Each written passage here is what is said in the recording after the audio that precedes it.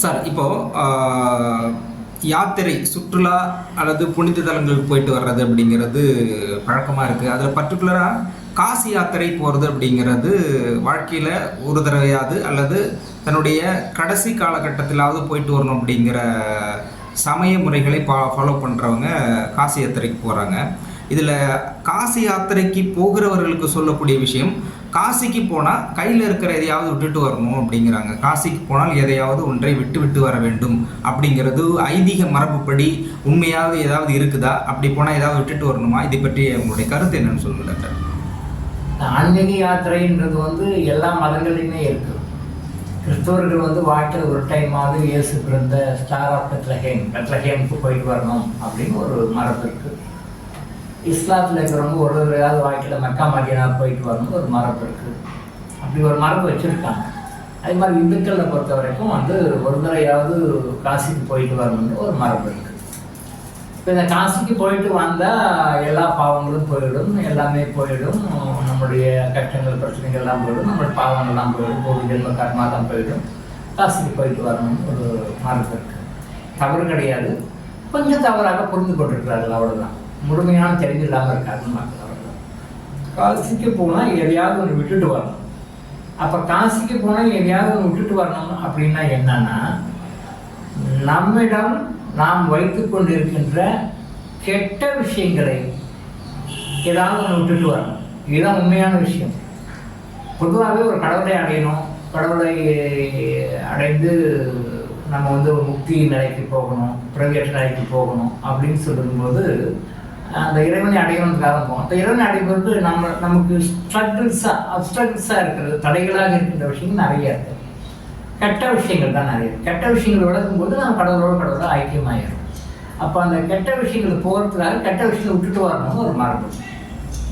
ஆனால் நம்ம மக்கள் என்ன பண்ணுறாங்க அப்படின்னா, அவங்களுக்கு என்ன பிடிக்கலையோ அதை விட்டுட்டு வந்துடுவாங்க. நம்மக்கிட்ட ட்ரீட்மெண்ட் வந்த ஒருத்தர் சொன்னார், நான் காசிக்கு போயிட்டு வந்தேங்க, எதாவது விட்டுட்டு வரணும்னு சொல்லி சொன்னாங்க. நானும் அங்கே போயிட்டு வந்திருந்து பாவக்காய் சாப்பிட்டு விட்டுட்டேன் அப்படின்னா. ஏம்மா பாவக்காய் சாப்பிட்டு விட்டுட்டீங்க? இக்கா எனக்கு பாவக்காய் சாப்பிட பிடிக்காது, ரொம்ப கம்பல் பண்ணால் சாப்பிட்டு வேறு வழி இல்லாமல் பிடிக்காது. காசிக்கு போனால் எதாவது விட்டுட்டு வரணும்னு சொன்னாங்க, அதனால் பாவக்காய் சாப்பிட விட்டுட்டேன். எப்படி பாருங்க, இவங்களுக்கு பாவக்காய் சாப்பிட பிடிக்காது, கம்பல் பண்ணால் பாவக்காய் சாப்பிடுவாங்க. சரி ஓகே, அப்போ வேண்டாம் இருப்பா சாப்பிட்றேன். இப்போ இவங்க காசிக்கு போகும்பொழுது நான் இந்த பாவக்காய் சாப்பிட மாட்டேன்னு சொல்லிட்டு வந்துடுறேன், டிக்ளரேஷன் கொடுத்துட்டு வந்துடுறேன்.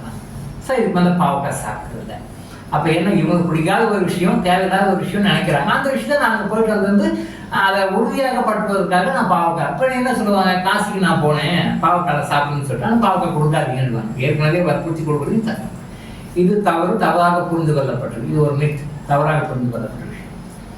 காசிக்கு போனால் நம்மக்கிட்ட இருக்கிற ஒரு தேவையில்லாத ஒரு விஷயம், கோவப்படுறோம், பொறாமப்படுறோம்,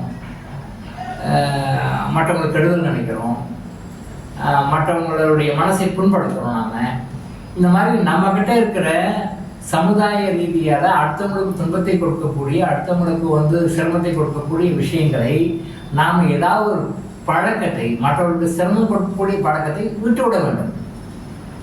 காசிக்கு போனால் அந்த பழக்கத்தை விட்டுறணும். இதுக்கு மேலே அது வேண்டாம், இனிமேல் நான் கோவப்பட மாட்டேன், இதுக்கு மேலே நான் யாரை பார்த்தும் புறாமப்பட மாட்டேன்,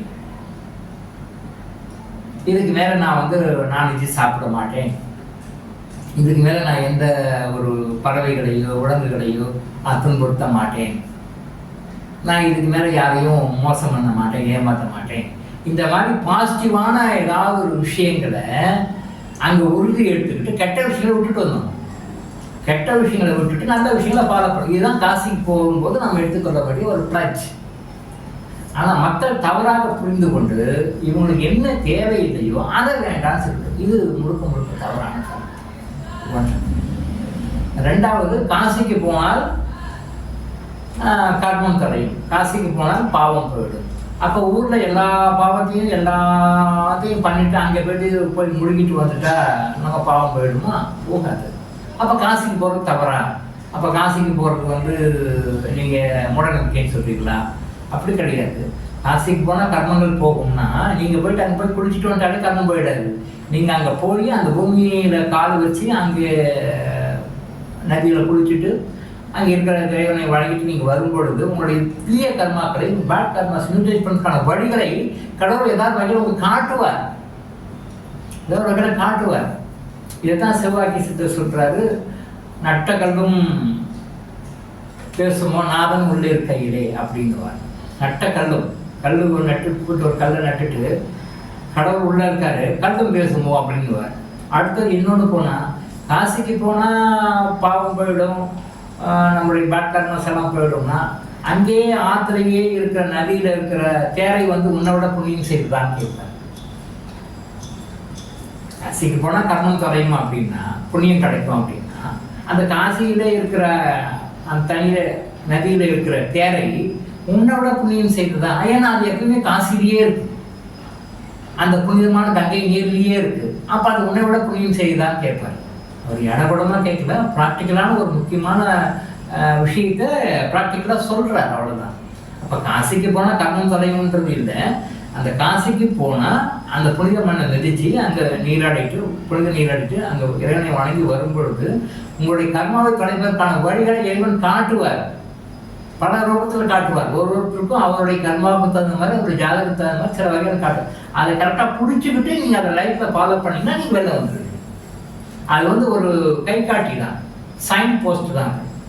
அங்கே போயிட்டு வந்தால் ஒரு சைன் போஸ்ட், இந்த உங்களுடைய கர்மா இப்படி இருக்குது, இது இப்படி சரி பண்ணி இப்படி போகணும் இப்படி போகணும் இப்படி போகணும் அப்படின்னு சொல்லிட்டு it is a signpost. Kashi is a place of signpost, வழிகாட்டு மரம், வழிகாட்டு இடம். அதுதான் மக்கள் தவறாக புரிந்து கொண்டு அங்கேயே போனால் இந்த மாதிரி நான் விட்டுட்டு வாண்டா போகிறது, இவங்களுக்கு பிடிக்காது ஏதாவது ஒரு விஷயத்தை இவங்களுக்கு தேவையில்லாத ஒரு விஷயம் விட்டு வர்றது ஒரு விஷயம் இல்லை, அது தவறான கருத்தை, அதை மாற்றிக்கோங்க.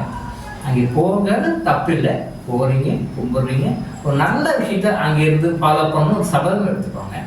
ஏதாவது மற்றவங்களுக்கும் உங்களால் கஷ்டம் கொடுக்குற ஒரு விஷயத்தை விட்டுடு, ஒரு விஷயத்த கைவிட்டுறணும், ஒரு விஷயத்த ஃபாலோ பண்ணணும். கெட்ட விஷயத்த உங்ககிட்ட ஒரு கெட்ட விஷயத்த கைவிட்டுறணும், ஒரு நல்ல விஷயத்த ஃபாலோ பண்ண சங்கல்பம் பண்ணிட்டு அங்கிருந்து ஃபாலோ பண்ணணும். இதை நீங்கள் ஃபாலோ பண்ணிட்டு வந்தீங்க அப்படின்னு சொன்னால் உங்களுடைய கர்மாக்கள் குறையும், பேட் கர்மாஸ் குறையும், குட் கர்மாஸ் ஆட் ஆகும். லைஃப்பில் வந்து நீங்கள் நல்ல ஒரு பீஸ்ஃபுல்லான, நல்ல ஆரோக்கியமான, அமைதியான, நிம்மதியான, ஒரு பொருளாதார ரீதியில் நல்ல திருப்தியான சந்தோஷமான வாழ்க்கையை நீங்கள் வாழ்வீங்க. ஸோ வாழ்க்கையில் சந்தோஷமாக இருப்பதற்கு என்ன வழிகளோ அதை காட்டும். ஸோ காசிக்கு போனால் கர்மம் இப்படி தான் குறையும், பேட் கர்மாஸ் நியூட்ரலைஸ் பண்ணிட்டு குட் கர்மாஸ் சேர்த்துக்கிற மாதிரி வரும். ஸோ உங்களுக்கு பிடிக்காத போய் அங்கே போய் நான் அங்கேருந்து சாப்பிட விட்டுட்டேன்னு சொல்லி சொல்லாதீங்க, அது நம்மளையும் நாமளே ஏமாற்றிக்கிறோம். எனக்கு கத்திரிக்காய் பிடிக்காது, அதனால் நான் கத்திரிக்காய் கம்ப்ளீட் பண்ண சாப்பிடுவேன், வேறு வழியில் எனக்கு பிடிக்காது, காசிக்கு போயிட்டு வந்து நான் கத்திரிக்காய் சாப்பிட விட்டுட்டேன், நான் கத்திரிக்காய் சாப்பிட கிடையாது அப்படின்னு பெருமையாக சொல்லாதீங்க, அது தவறு. இந்த முறையை வந்து மாற்றிக்கோங்க. So doctor Elango Ayush hospital வழங்கும் விழிப்புணர்வு இது. தொடர்ந்து இது மாதிரி பல அவேர்னஸ் வீடியோக்களை பார்க்க நம்ம சேனலை சப்ஸ்கிரைப் பண்ணிவிட்டு பெல் பட்டனை ப்ரெஸ் பண்ணுங்கள்.